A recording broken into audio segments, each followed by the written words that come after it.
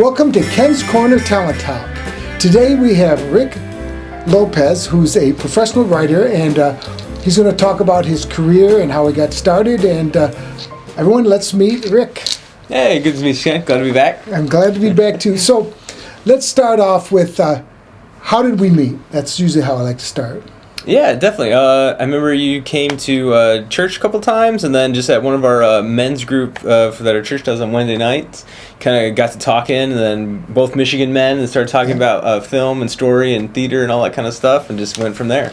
Yeah, I was at men's group, and whenever anybody tells me, hey, there's somebody in the business that goes to church here, and they said, who? And they said, Rick. I went over and I bent his ear, and you know, everybody out here is an actor, everybody out here is a writer, everybody's out here is a producer.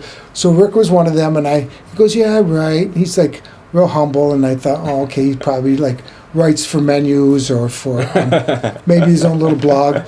So he's real humble. So we didn't really talk about the business, and then when I kind of hammered it after church one time, he says, oh yeah, I said, hey, could you do some stuff for me? He goes, well, I'm kind of got a gig right now. I said, what is it? Turns out he writes for Lucifer. Yeah, that was the last show that I was on was Lucifer. So Lucifer, if you don't know, is on Netflix, and it's a story about...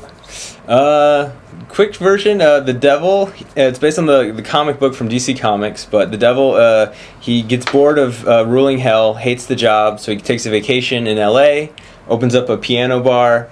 He does favors for people. One of the people that he does a favor for gets killed in the opening of the episode. So the police come to investigate, and so Lucifer goes on a case to figure out why someone would kill this person that he helped. And then through that, every case he's discovering more and more about like humans and how they live and everything. He's like falling in love with the female detective. So it's kind of a regular procedural, but it's very fun and goofy, and it's got this heaven and hell story and all that kind of, but it's like a big redemption story is the overall kind of message of it. Now, how long have you been writing for them? I wrote like 2 episodes, one of them kind of early on as a freelance. And so, but I was with them for all like 6 years of the entire run of the show. So I came on right after the pilot was shot, before it was picked up by Fox. Because on networks, they usually will write the pilot episode, go off and film it, and then it's part of like their decision-making process if they're actually going to pick it up to series. And so I've been on every episode except for the pilot. So 92 episodes I've been there for. Wow. So if you know anything about writers in California, he's a member of WGA, which is... the Writers Guild of America. And right now, currently, they're on strike. And we'll talk about that in a second. So if you don't know, if you're 6 years on a series... you're set for life. You'll never have to worry about, because tell us about how do writers help each other? How does that whole process go? Yeah, I mean, it is like very much like a networking, but it's very much like a family affair, because usually like on our show, it was like we'd start at 10 o'clock, the room would open. The room would go till 6 every day. Okay, explain what the room is. Yeah, because on every show, they have like a writer's room of writers. So depending on how many episodes the show will have, it's somewhere between 8 to maybe 14, 16 writers in a season. And how long is a season nowadays? Now, like 8 episodes is like the new standard, but when we started, it was like 22 episodes a year. Wow. So, and because it was network, like you knew you had air dates that would hit in like, September. So the new season would start in May, and you go all the way up until like April the next year, and then the new season would start in May, and you go, so like, yeah. And how many seasons did you do that? It was just Lucifer's the only network show, because the shows before I worked on were on cable, so they were on USA Network or Netflix when I was after Lucifer. So Lucifer was the only one that was actually on like a network, Fox, that kind of had that regular schedule of like air dates in September, and then get 8 weeks before that start breaking the room, and yeah. So this is considered a profession as opposed to like most people are freelance. So you got started doing that. Now, when did you know that you wanted to be a writer? How old were you when you said, I want to write? When I wanted to be a writer, it was probably somewhere in college that I kind of discovered it.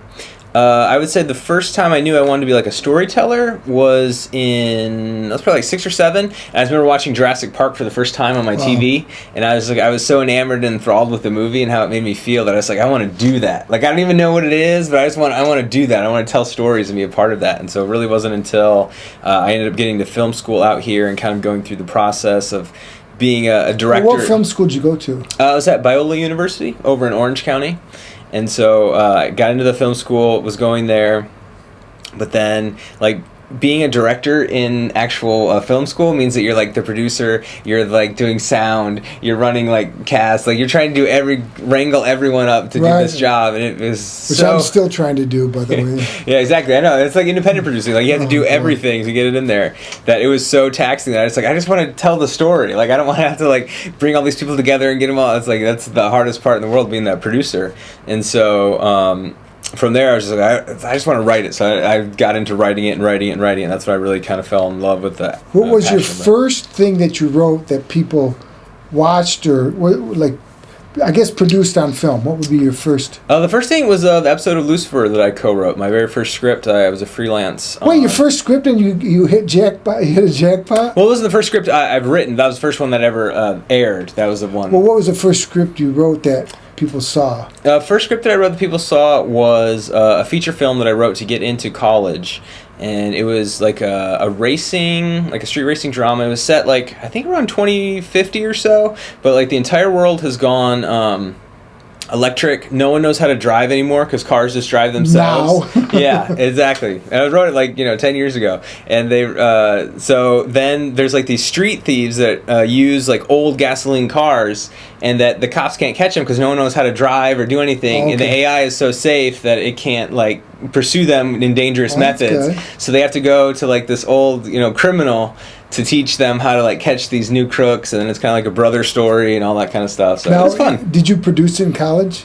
No, I did not have the budget to make that film because it was way too expensive. Oh yeah, but, yeah. Okay. But yeah, it was just a script that I'd written that it was really fun, and then that's what I submitted to get into film school and got accepted off that script. So. Okay, so you're currently working on Lucifer, or no? No, that ended back a few years now. I feel like 2019, like right during the pandemic, we finished up season 6, I believe. Okay, and so you're working now. Yeah. Is there something you can tell us what you're working on, or? Yeah, right now I've been working with a production company, and so it's been a lot of development right now. So nothing that's like actually airing or that has a writer's room and everything. It's like taking the process of pitching material to, like right now we've been working with a Netflix, and so we're taking a pitch it to them, and then if they like it, then they'll ask they want to see the outline, and then the first draft of the pilot script. And then they'll want to, give notes and through the process. Then eventually they'll assemble a room to actually hire staff to write all the episodes. And then they'll decide if they want to, based on all of that. And you get paid this whole time? Yeah, like there's always like a weekly fee that you'll get because as you're on contract and stuff. But I don't know, we were just getting, stuff going and all that stuff. And then like the strike happened back in May. So now everything's just been paused until we can hopefully get back to work and have fun. So we had talked before about this, but tell us, like there's a movie script, and then break us down, because a lot of my people are actors out there. Yeah. Break us down as like you have a script. Let's say you sell a script. What's the next step? It depends on what the contract of the script is, but for like a feature film, if you sell a feature script, usually there is like the initial script fee, and then usually there's like in the contract that you'll get like at least the first draft. Okay. So usually when studios buy it, everyone has notes. So the first script is called what? That's just the original like spec script that they bought. Okay, so it's speculation. Written on speculation because you weren't writing it, to get paid or anything. You just wrote it because it was a passion project, something you really wanted to do. You end up, someone finds it, it's like, oh, this is great, I want to buy it. Okay. But then it's really interesting when people who buy it may have a different opinion of what the movie is than you do and all that stuff, so they'll give you notes. So like, all right, we want to change this character, we want to change this set piece, we want to do this, maybe the ending here isn't quite working, blah, blah, blah, blah. So then you usually have like the first draft that you can go through and write it. And so they hire you for the spec script. Yeah. Well, they just buy the script off of you. Okay. And then they decide, we're going to hire you for the first draft? Yeah, it's how the contract is set up when they actually buy that spec script, but usually the original writer gets first draft. They'll have a pass at it. And then how much more after that? How many more drafts after that? I mean, it really depends on how big of a budget the actual movie script can be, and then if it's like a big studio that thinks this could be huge, then they'll bring in multiple writers. What would consider, let's say, $750,000 be considered? What kind of budget is that? Is that a low, or? Yeah, I'd say it's definitely more like the independent film space, because usually like now they're either like $250 million plus budgets, and those are stuff that's only in theaters, or you're doing movies that are kind of in like the 100 to 150 now, and those are kind of going like really high budget, like Netflix, Amazon kind of streaming movies. What, those $150,000 budgets? 150 million. Oh, These are a million. These are a million. Oh man. Yeah, 250 million plus. Those are theaters. 150 million plus. Those are like really high budget, and then Netflix likes to play like the 10 to 50 for like most of their kind of. So let's say you had an original script. Yeah. And somebody says, "Look, I have a budget of $750,000. What could you What could you get paid for your script out of that budget?" It really depends on the experience level of the writer and how much it costs and all that stuff. But probably be around, I don't know, $50K or so would probably be like a initial starting place for. Okay, so you'd get paid $50K, and then they own the script, or do you still own it? No, if they buy it, then they own it. They can do whatever they want to the characters, anything like that. They own that, So they buy the script, and then if they hire you for a first director or first rewrite, first draft. Yeah. Now, how much more is that usually? It depends on like kind of the experience in negotiating, but probably somewhere between like 15, 20K for each subsequent draft. And then, is that it, or do people usually go further in a lower budget? Like, I don't know too much about the independent world as much. I've only dealt with like actual let's talk big about budget the stuff. big budget stuff. Yeah, I mean big budget shows and movies and stuff. It can go for years in development. I mean, some of these movies can be in development for 10 plus years, and they're bringing in new writers. Yeah, we want a draft that's funnier. We want a draft that, has more action. We want a draft that makes it a heist film. We want a draft that makes it a love story. We want a draft. Tell me if you know of any of this history. What movie went in like a certain way, and then came out like, holy moly, that's so different than it was original. Do you have any examples of that? So different. I don't, off the top of my head, the only thing I can think of is like Pretty Woman was different than what the actual filmed version was. I could imagine what today's Pretty Woman would be. Yeah, today's Pretty Woman would be very different, but it was definitely much more. Because we don't know what a woman is. That makes it very hard. To be pretty and then question mark.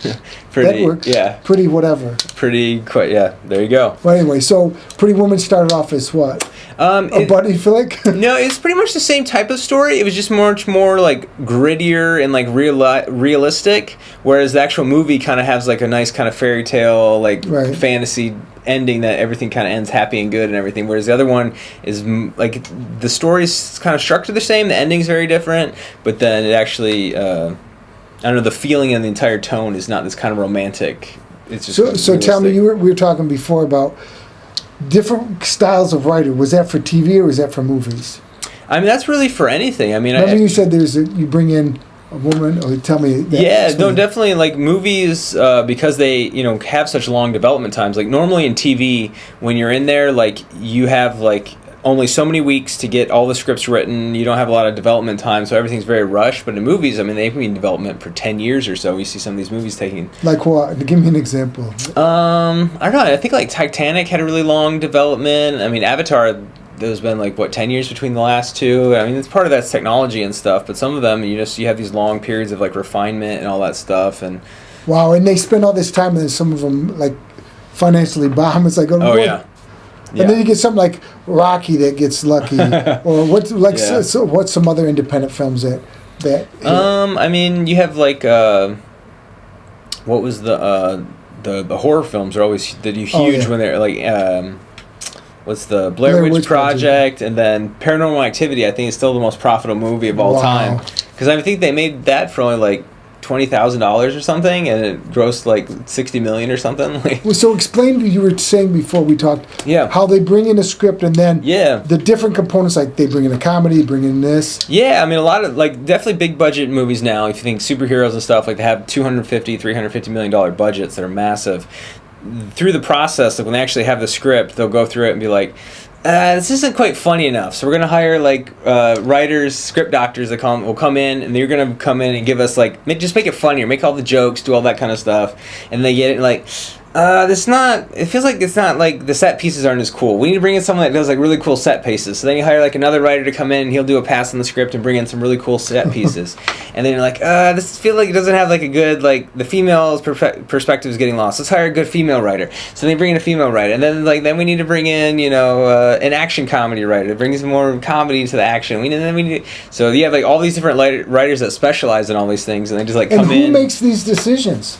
It's usually the studio heads or the producers. And so the people with the money make all the decisions. There you go. Yeah. I mean, they're so afraid that they've invested. It's kind of like that sunken cost that you've invested so much money into it. And so this movie has to hit like $1 billion worldwide to be profitable. Is that what the costs are, stuff like that? Or is it because of marketing and advertising? Well, yeah, I mean, marketing usually, like most huge movies that you see in theaters now are like 250 million is like the actual budget, and they'll spend at least 100 or 150 on just marketing the movie to get people to try to go see it. So yeah, I mean, some of these films can cost anywhere around $400 to $500 million just your upfront cost, and then you have to make all that money back plus profit just to be profitable. So okay, without having these people out here sign an NDA, yeah, what movie would you like to make? Like if you said, okay, all I'm going to do is write a feature film, and this is the genre I want to write, and what would it be?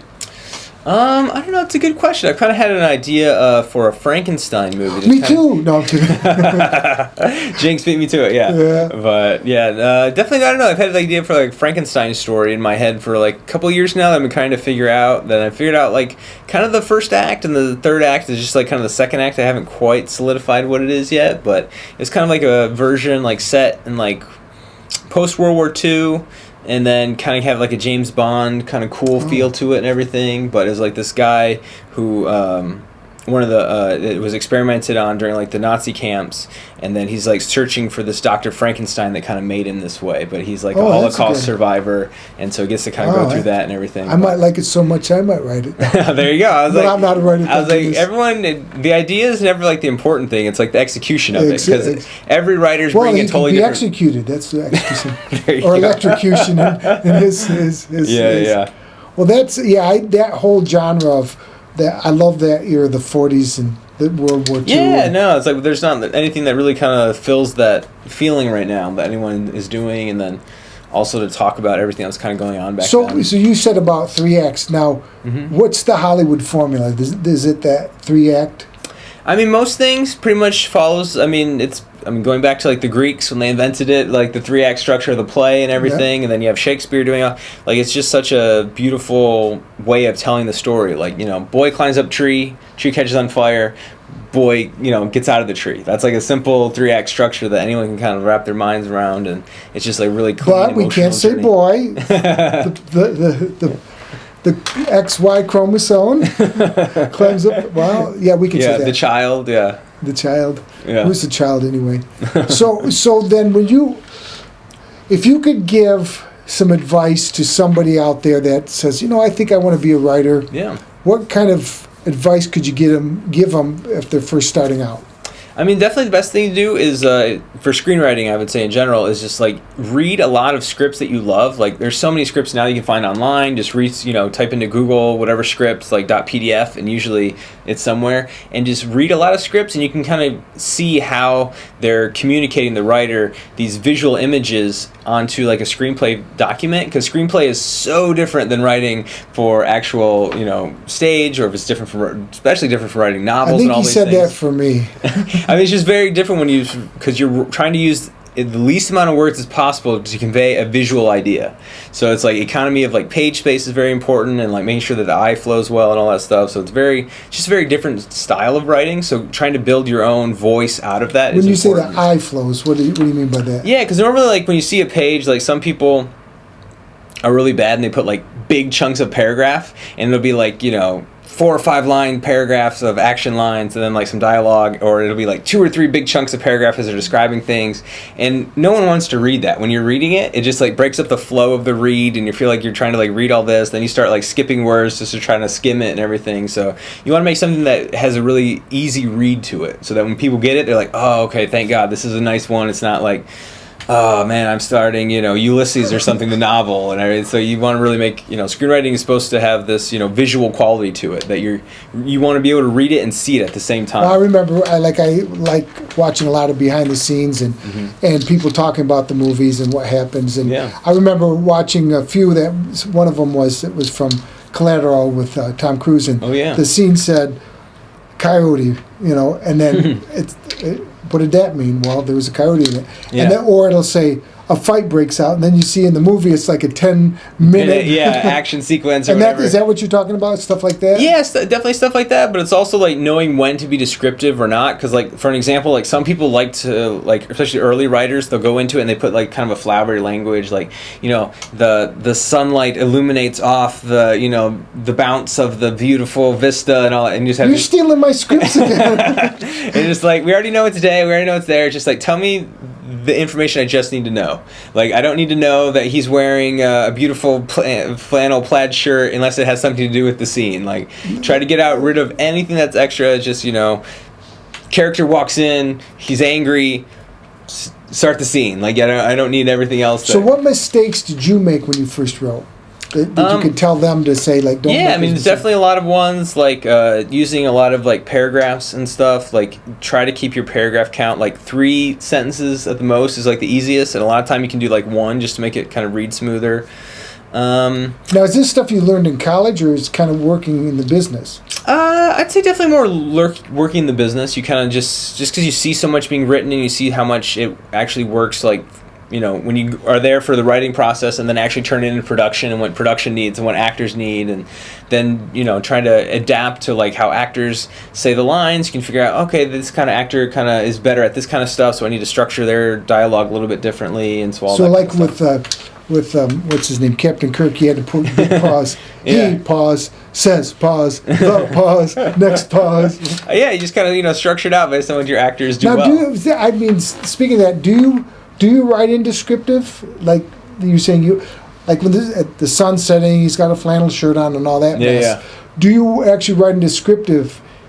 He appears angry, or something of that nature. It depends on the scene. Like if it's like just a regular 2-person scene, and like one person is angry at the other one, it's either like, do we know that coming off the previous scene? Do I need to establish it in this scene? Does the audience know and one of the characters know? Does the audience know neither character knows? So it's kind of playing on the different levels of irony. But most of the time, you just need like a sentence, unless there's like something actual that's, there's a gun under the table that the audience needs to know.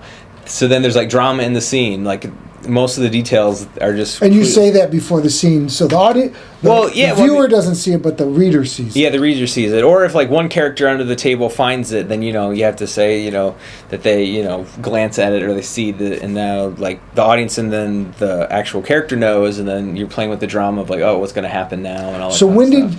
So like in acting, there's a certain point where you do it long enough, it becomes instinctive. When did it become instinctive to you to write? That instinctively, this is the direction I'm going to go as far as writing a script. Yeah, I mean, I don't know. I'd probably say in the past 5 or 6 years or so, I kind of actually kind of found my voice. Like I don't have to figure stuff out. Like if I can see it and I know how to write it. Like that's kind of thing. Like I always have to see it first, and then once I see it, then I can actually start like writing it, and then how to make it, how my view of everything informs like my writing voice, and how like I view things and the conflicts that I'm drawn to and the drama, and how we create. What would you consider your specialty? Is it character writing? Is it structure? Is it comedy? Is it drama?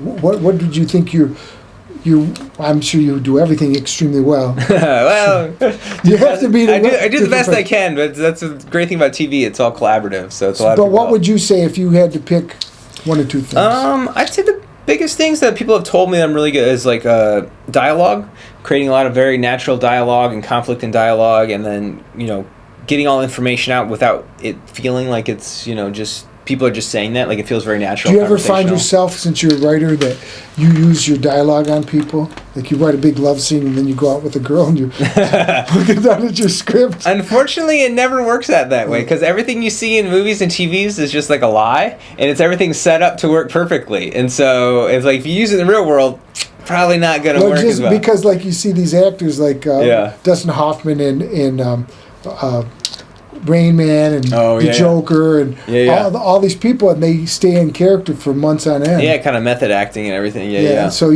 do you hear the character's voice in your head when you're writing? How do you do that? I usually like to talk it out. So I usually verbally, like I'll actually like verbally say like the dialogue of the two characters as they're going back and forth, just so I can kind of hear it in my ear, and then also like I know when I get to a point where like I don't know what to say next. So then I have to start thinking like, okay, is it something that I have to like start the scene off differently? Do I need to, and so then it's just a lot of like talking back and forth. So yeah, I'm sure all my neighbors and people around me think I'm nuts, but yeah. No, so like I go through these phases where I like to write with the pencil. Yeah. And then I go through phases where I just want to type it out. Okay, yeah. Do you go through those phases? Because you're professional, so we got to figure out what you do. I used to a lot more before, like we had easy access with notes and all that stuff now. So now I use like Apple Notes, or I'll use like my Google Docs and stuff, so I can just bring them up whatever I'm thinking about and just type it out. So I don't handwrite as much as I used to. A lot of times, like I always like to outline things really well. So I like to have like a clear vision of the entire script and outline before I even go into like, you know, opening scene, interior, exterior, whatever. So I always like having like a really nice outline, so I have to go in there. I know the ins and outs of every scene. I know the conflict of every scene. I know. So how many scenes? Okay, you have 3 acts. We'll break this down for you beginners. You have 3 acts. And how many scenes in each act? I don't know. Like, I don't do too much on the feature side, but normally, like now, it's kind of like it used to be like 90 pages was kind of like the go-to for like an actual feature film. But I don't know, for lower budgets now, stuff is getting to like 77 or so is kind of like the new 90, just because so much kind of fills up with action and everything. But I don't know. I'd probably say like 10, 15 scenes maybe max in Act 1, maybe 25 in Act 2, and then like 10 in Act 3. But it just depends, you know, on how many, you know. I mean, you really live in Act 2 in most stories, and so that's like where the meat of most stories go in. Because you have to get exposition, you got to explain who the characters are. Yeah, I mean, that's all Act 1 really, is just setting up the story and going through. But that's like the easiest part, because like you're just bringing people into a world, introducing characters and all that stuff.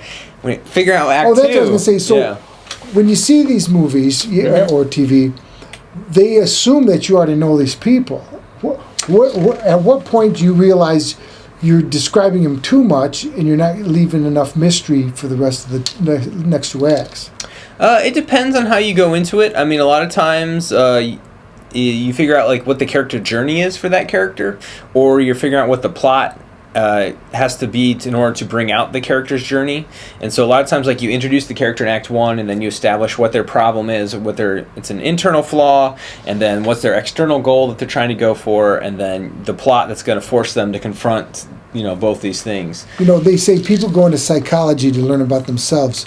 So do writers write to find out about themselves? Do writers put their actual lives, like actors do, you know, when you're an actor... you're drawing upon that emotion or that feeling to you know, emote that. Yeah. So what I'm getting is, what in your life was a Frankenstein? No. Yeah, exactly. No, I mean, there's definitely, I would say that as writers, you take your emotional vulnerability and put it all out there, because...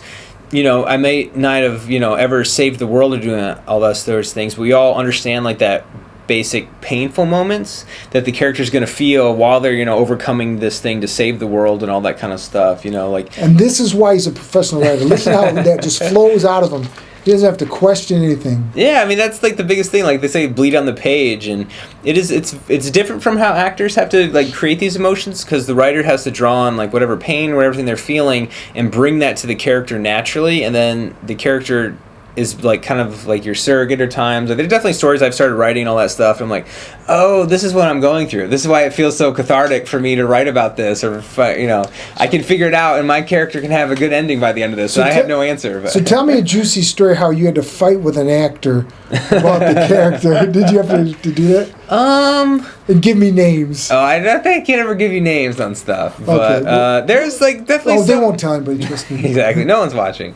I don't know. It's definitely the longer like shows that you're on and you go on and everything. Like the actors definitely start to embody their characters. So it's not as much of a stretch. Well, it becomes a little bit more difficult because they are their characters the longer they go on, so they become that embodiment of the character, and they are the biggest champion. And so, I mean, actors do sometimes, find things that, like, we can overlook as a writer because we're, playing with this broad canvas, and we're trying to navigate all the character stories and fit them all within the time crunch of a, 40-page, 50-page script, and getting all this stuff in there that sometimes, we can lose track of stuff. So actors could be like, my character's like doing this point of view and all this kind of stuff. So like, okay, yeah, that's true. Have to fix that and all everything. But I don't know, there is a process to it that, like I said, TV is so collaborative that it's not just like the writers, but then production, and then you also have, the acting part of it, that all three of these kind of have to come together because you just have so much going on. We always like to say it's like laying track as soon as the train is coming. Like, it's just barreling down towards you. You're just trying to get it down as fast as possible. Well, that's excitement, though, too. I mean, when... there is an energy to it. Like when you do, like the dinner theaters I did, you do 2 or 3 weekends. So you are barely... You peak right at when the show is. Oh, yeah. So you try to get that way because you're not using more local, actors. Yeah. That have jobs and stuff. But, so now, we're talking about formula. Mm-hmm. Well, can a formula maker break a movie if the formula's off? Oh, do you mean like the actual like chemistry of the actors, or the formula of the structure of the script? It depends. I mean, it really depends on like what kind of story you're trying to tell. The reason I'm asking is because of AI.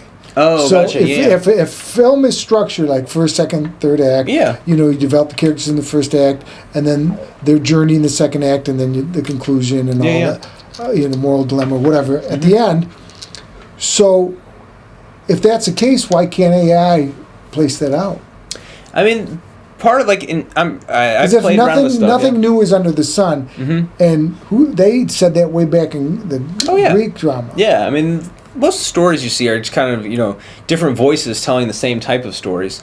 But I don't know, having played with AI and done all that, AI is very good at like it'll give you that simple 3-act structure, but there isn't the voice that, we say the writers puts their perspective into everything. Like, you can go to any film school and get a better script than you can do, like, any chat GPT or something right now that it pumps out, because, like, it's just giving you this blank, story that's like, child climbs up a tree catches on fire, like, child gets out of the tree. Like, that's... there's nothing there. There's no human emotion. There's nothing that's like the artist is bringing their pain out of or anything. You mentioned fire and trees, and as a psychologist, I'm thinking fire is something we got to talk to you. Get you a psychiatrist. Of course, yeah. Well, this may be airing in a few years from now too. So, isn't that one reason you're striking is because they're concerned about AI? I mean, that is definitely part of it, and mainly for like AI protections, because I mean, we don't know what the technology will go to. I mean, as of right now, it's not going to take any jobs, but the biggest thing for the writers, that's part of the AI debate, is just making sure that like studios can't just go and like have AI give them like a story idea, and then like, all right, here's a story idea. Here, writer, make this something that we can actually use. And then you don't pay the writer the creation fee for it. And so then you just want to make sure that like actual humans that are doing all the work get all the credit for it. And so you don't pay them less. They'll say, I want to, so somebody type in AI, they say, I don't know how they do it, but. Yeah, give it all the prompts or whatever. Yeah, like then so they prompt it, they want 5 actors, 2 female, or 2, you can't say female. 5 characters, and just throw that in. You decide what it's going to be. Yeah, it's like popular love story, teen, blah blah blah blah. Action, alien. Yeah, throw it in there, and then it gives you. It's like, okay, this is an interesting idea. All right, writer, make this something we can actually use. And so you just want to make sure that the writer, and we'll has give the protection you $50 an hour. Get out of here. Yeah. So it's making sure the protection that like the writers aren't getting like short shrifted or anything out of the process of it, just because you can have a machine that like spits out ideas. How long have you been on a WGA? Writers Guild of America. I don't know, probably like 2018, 2019, somewhere around there. Okay. So just a few years. I thought you were going to say 20 years. Oh, no. Like no, nothing that long. Yeah. 2018. Yeah. So I covered a lot of stuff. So let's say, for instance. Yeah. Somebody has said, hey, Rick. Yeah. We're Christian. We want to do a faith-based film. Yeah. We have $750,000. Yeah. could your budget be to turn over a script to us? Yeah, I don't know. I mean, I'd really have to find a story that I think I could tell in that kind of, because I so many of my ideas and thoughts and stuff that I haven't done.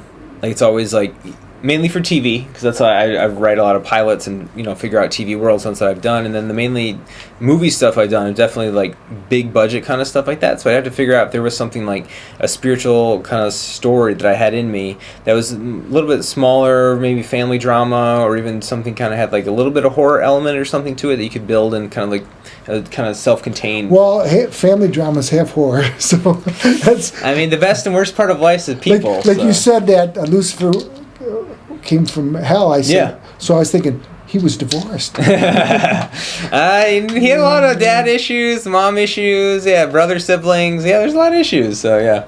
So we covered a lot today. Yeah. Oh, do you have a copy of? We're going to be seeing somewhere in the middle of this. We're going to see a couple of the scenes from Lucifer that you wrote. Yeah. I'll show a couple of those, and then. What about the one in college you said wasn't produced? No, I have the only two that's actually produced that were made were the two that aired on Fox and Netflix. So everything else was just either getting visible, getting stuff to try to sell it and all that kind of stuff. Well, again, this was a wonderful discussion. We appreciate Rick for joining us, and thank you. Look forward to seeing him in much more stuff. It's Rick Lopez. Look on IMDb, and you'll find him and he's going places, and hopefully I can grab onto his coattails and be dragged up there with him. Yeah, see where the Lord takes us. That's right. Thanks again for joining Ken's Corner, and we'll see you next time. Thank you.